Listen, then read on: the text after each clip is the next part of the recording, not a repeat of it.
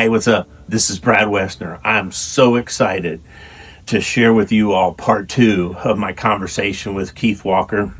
If you haven't watched segment one or the first one, please go back and watch it because it was amazing. But part two, it shares with, giving is not just about what we do, it's who we are. Let's just keep the giving strong and enjoy this next one with my good friend Keith Walker. Right way to help people to advance in their relationship with him.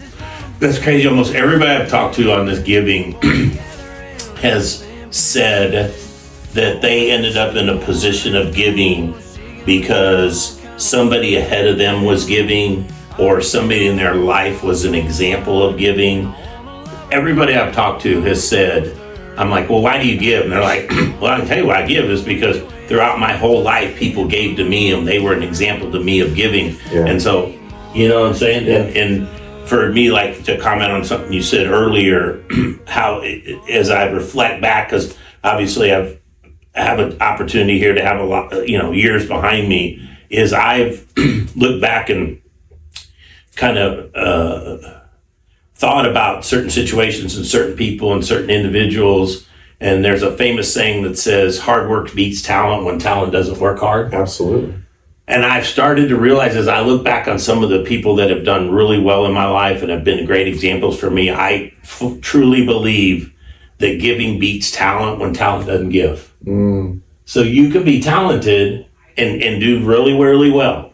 But when you mix talent with giving and helping other people and nurturing other people and bringing people along, success is all about succession, Oh, yeah. There's just something about that. When you mix those two, you're literally unstoppable. Absolutely. One of my best friends, and actually we are close friends. We have a bit of a father-son relationship, father on my part, son. And, he didn't know his dad growing up. And matter of fact, he didn't meet his father until he was in his 20s. And he didn't have that fatherly example of that in his life. Matter of fact, just the opposite. His dad stepped away from giving in any way, shape, or form in my friend's life.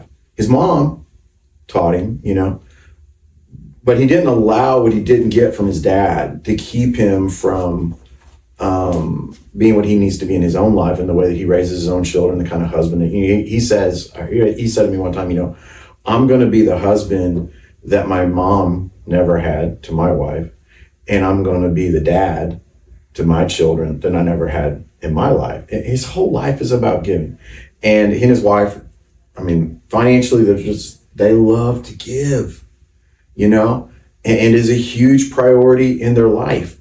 And he wasn't going to allow the circumstances that he was brought up in to keep him from being who he was created to be. Wow. And to do what he was created to do. And so I love what you just said.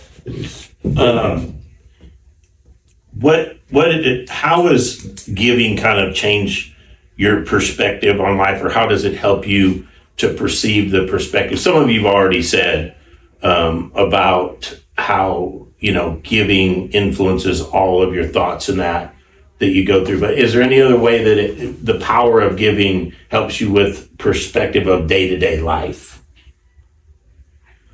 Yeah, because I love the question. And I'll just tell you, I love the fact of having this conversation because it puts me in the position of having to think, and having to be smart about my words and to really, what do you believe? When giving is a priority for you, well, your priorities are those signposts that you have on the road of life that point you in the direction that you're supposed to go. And when you're living by your priorities, it takes you to a certain place. And, you could have good priorities or bad priorities.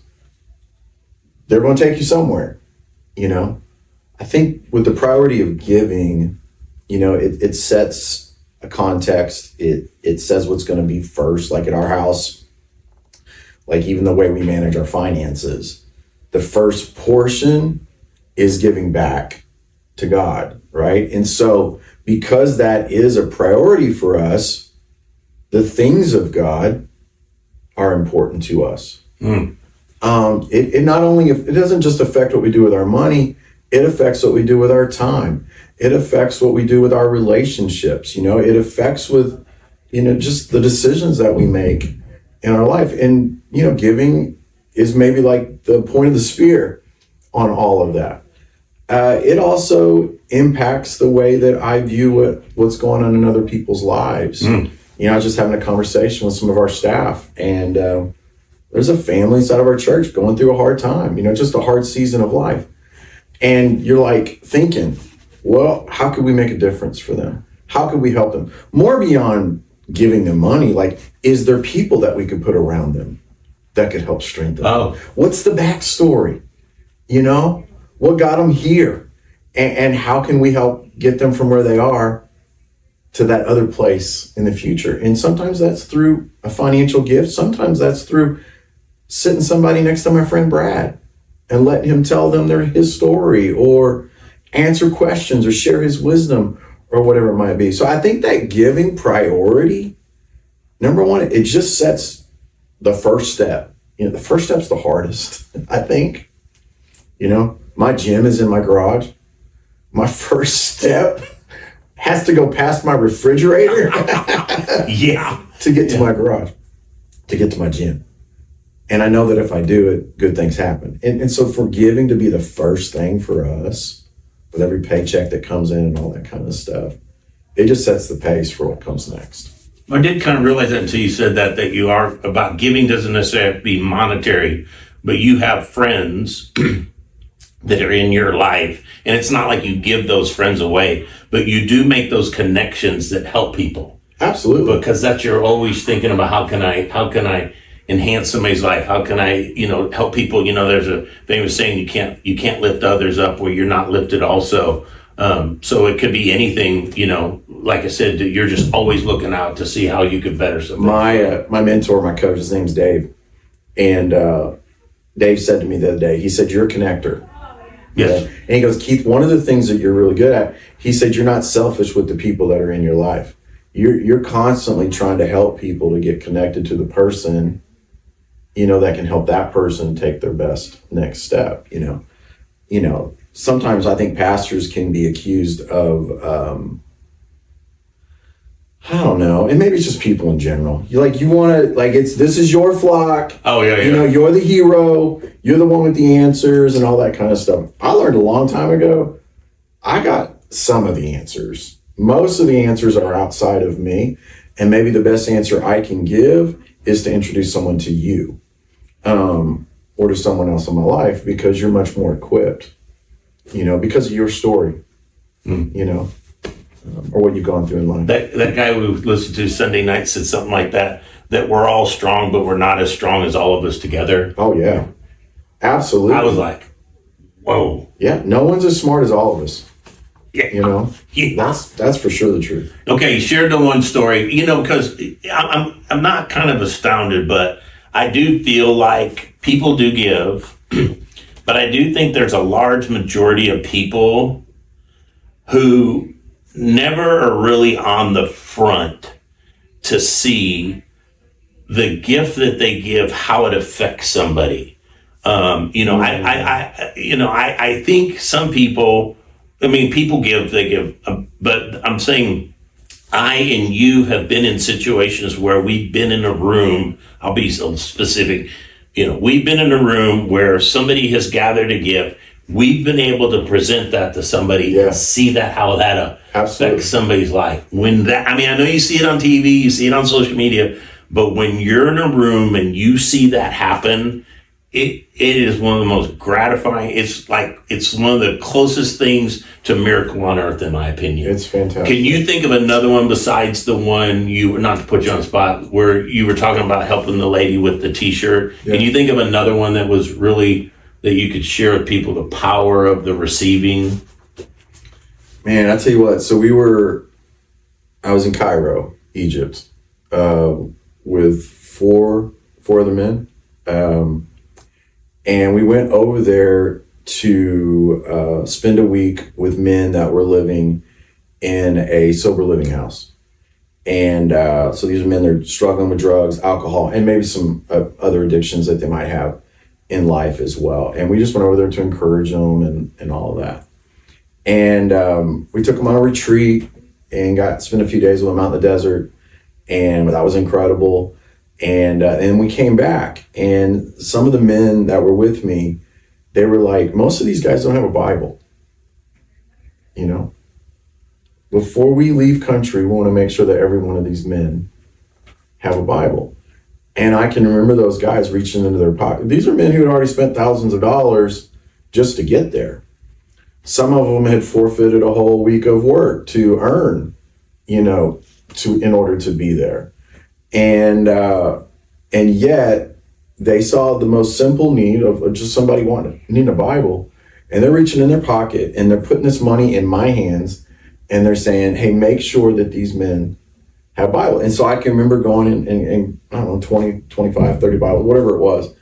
And coming back. And before we left for the airport, no, I take that back. We didn't get to see it. Somebody else went and got them. We left on our trip. We got home and they sent us a picture of the men in the recovery house standing there holding up their Bibles, and sharing that with us, and I just thought, holy cow. Yeah. Yeah. How exciting and amazing to know that I got to be a part of that moment, something even so simple, as a pastor, you get to be a part of a lot of moments where you get to meet a physical need that somebody has in their life. And the reason you're able to do that is because of the generosity of someone else. You just happen to be the conduit in the channel, which goes all the way back to the first story of my father putting money in my hands to give an offering, which my physical father did that, which is such a reflection of my spiritual father putting assets and resources into my hands, enabling me to be his hands, to be his heart, to be his feet, sometimes to be his voice. And it just all flows from his generosity, which, when we get to do that, we're a reflection of him and we're living out who he is in us. And so, that's one that comes to mind. I fully believe there's so many, times we've been able to put food in the back of somebody's, like I remember during COVID, filling up trunks, that would pull by the church, with food, and having them circle out, all the result of somebody giving. I fully believe in, and I've said it a gazillion times, I feel like I am tremendously blessed. I've been blessed.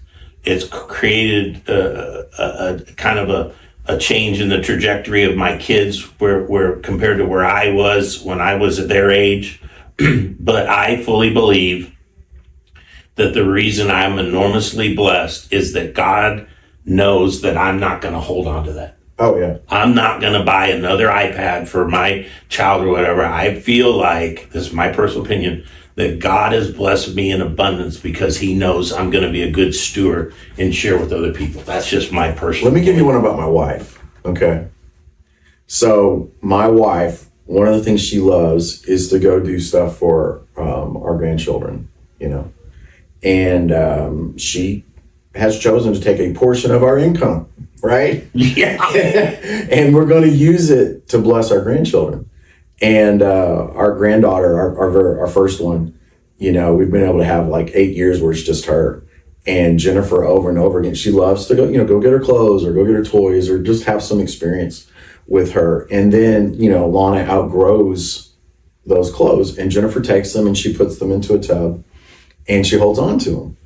And for me, I'm like, well, why don't we sell those on Poshmark, or why don't we take them to, this store over here and get some of the money back, and then that can help fund the next set of clothes.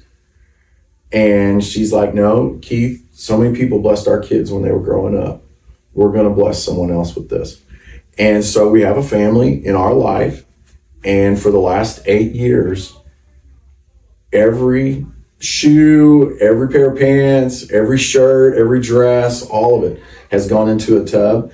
And then Jennifer loads that tub up into our car and she drives it to and this is a family who has chosen to adopt, who's chosen to foster, who's gone way beyond their own abilities in order to take care of children who were otherwise neglected. And And, we've been able to be a blessing to them, to help them out. But honestly, the greatest blessing is what comes back to us. Oh, absolutely. Absolutely. And you see that child wearing that, and there's been a couple times that Lana's been able to go with Jennifer, and be a part of that experience. And generationally to see that passed on. Absolutely. It's a big deal. Absolutely. But to a lot of people, that would be a small deal, but it's a very big deal. I was fortunate, I don't tell the story that much. I was fortunate to actually be on the receiving end, and I was so I got to feel what that felt like. And this was way later in life. It was after Katrina, and a family got displaced to Tulsa, and I kind of spotted them where I was working, and I kind of took them in, helped them get finance for some furniture they needed, and just for some reason God just laid it on my heart. You could just see in their eyes there was just vacancy. They just lost everything in Katrina, and I stayed in touch with them, and they had a son, and I helped him get on at the place I was working, and it was just fun. I just enjoyed it. I'd go drop by over there. I'd make sure they have turkey for Thanksgiving, whatever. Yeah. So sure enough, here comes Christmas, and I get a card. I see Keith in the warehouse, and I give him a hug, Merry Christmas. He goes, hey, I just wanted to say Merry Christmas. So I took the card. I'm like, no problem, man. Have a Merry Christmas. Tell Mom I said hi. I get to my office, and it's a $562 Dillard's card. That guy took his paycheck and talked Dillard's into cashing his work paycheck for 2 weeks to bring me a card, and I couldn't give it back because I wasn't going to insult him. Yeah. But I got to experience receiving, and I'll never forget it. I'll never change it. So, amen. That's awesome. I know you're shocked that I'm telling a story about myself, but so one last one though. What do you, as far as the giving, which you're gonna, you have an amazing legacy, and like you said, you've been able to influence and help so many people, me being one of them. But what's the legacy of giving, or reiterate some of the things you said? What would you like for your legacy to be, and your legacy of giving to be? Man. Wow, that's a deep question. Yeah. Holy cow. The word faithful always comes back to me. And I always say to people, the one thing that we can say about God is he's always faithful. And I even say to people, he's faithful to the faithful. Like he can't respond any other way, right? You reap what you sow. And so I guess for someone to say, that Keith was always a testimony and a reflection of God's faithfulness, that Keith chose to take what he had and to use it to make others better, right? And I was trying to think about the definition of giving earlier, right?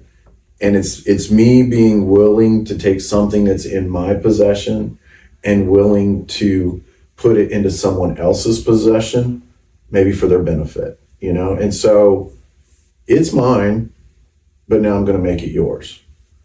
And so I would say that if people, and maybe it's generations from now, I don't know. For me, I'm like, is that even possible that generations from now, like my grandkids or my great-great-grandkids would think about me and say, he was such a giver. Absolutely. Yes, it's possible. I think the other thing for me, because of my unique role that I get to have in life, just like you saying to me a while ago, Keith's been a part of my giving story. He's helped me grow in that. I think for people to that be a part of their, for me to be allowed to be a part of someone else's story in a positive way, yeah, is maybe one of the greatest gifts that God could give to me, and for someone to look back, it's always neat at Father's Day when you get those cards from your kids, they make you feel good. 2 Father's Days ago, each of my children wrote me a letter. And Hallmark didn't help them. Dayspring wasn't a part of it. It was their own words, and I can remember one of my sons, one of the things he was complimenting me for, thanking me for, was, teaching him work ethic, and how that's had an impact for him in the workplace. And that meant a lot, And so that's a form of legacy. But in regard to giving, I just think for a person like you, and I know you weren't blowing smoke, you weren't saying this just for a camera, like you meant that. Oh, absolutely. I think back to moments in the 10 years that we've known each other when you've been blessed. And you would share that with me. You're not bragging. No. You were just like, and I was so excited for you. Oh, absolutely. Because I saw God blessing the giver, God equipping the giver to give more, And so I think, to have a legacy where that you're having an impact on others and helping them in their giving journey and in their relationship with God, maybe one of the most powerful legacies that I could have, to know that I had an impact in somebody's story. I think one of them because when I was writing these questions, I obviously, like you said, it makes you think.